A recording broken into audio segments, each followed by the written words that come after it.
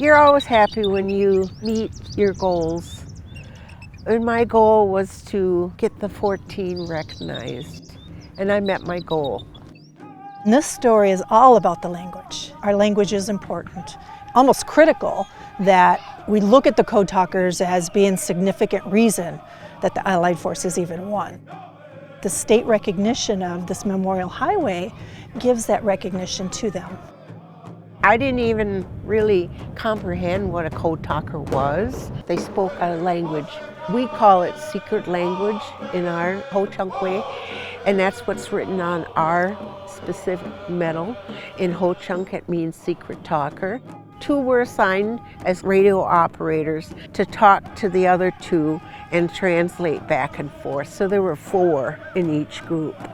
That's what made a code talker. It means a lot to be a veteran. They're not only protecting our land, who we are as people, they're protecting families, keeping us together throughout many generations for a long time. It's just part of who we are as a clan nation as well. Veterans have always held that position that they're able to do certain processes within our ceremonies. They have seen things that many of us will never experience. The opening for Tribal Veteran Service was posted, and I thought, gee, I might like that, something to do. Retired on a Friday and started on a Monday. I received a phone call from the commander of the National American Indian Veterans Incorporation. He said, hey, I sent a memo to the Ho-Chunk Nation to identify 7 World War II veterans that may be possible code talkers. And I have not heard a word back. I'm talking in 2012. He sent a memo in 2004. I mean, that's a long time to wait. He said, finally. I said, but it's being acted upon now. He said, thank goodness. I found his memo, and on it was 7 names and a postie that said possible code talkers. I called to Washington, talked to the Department of Defense. They said, we'll look into it. Maybe 6 months later, the Secretary of the Army called me out personally, and he said, hey, we've classified these 7 code talkers.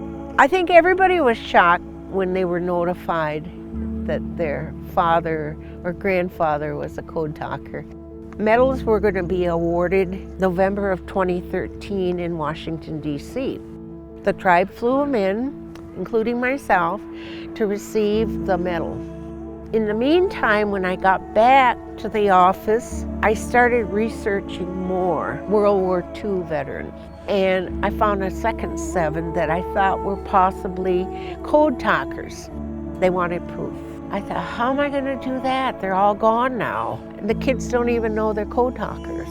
I said, what am I looking for on their discharge papers? They all code how you were discharged and what you did.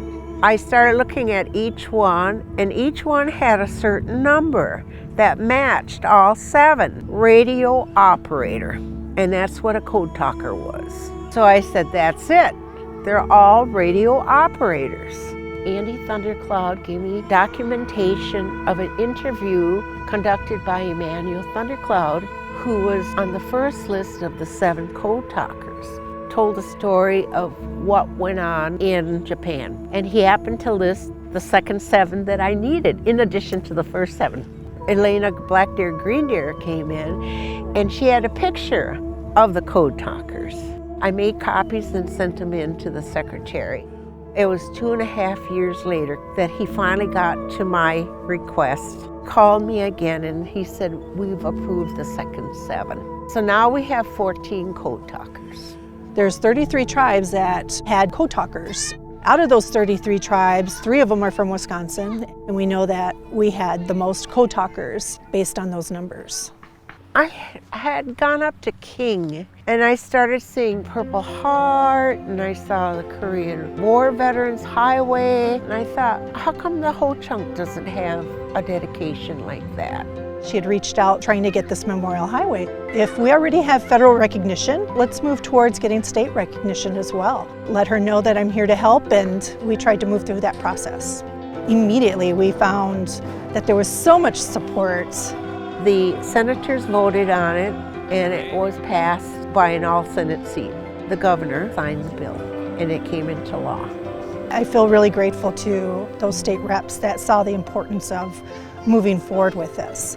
To have the topic of our Ho-Chunk Code Talkers and that Memorial Highway, it made it easy.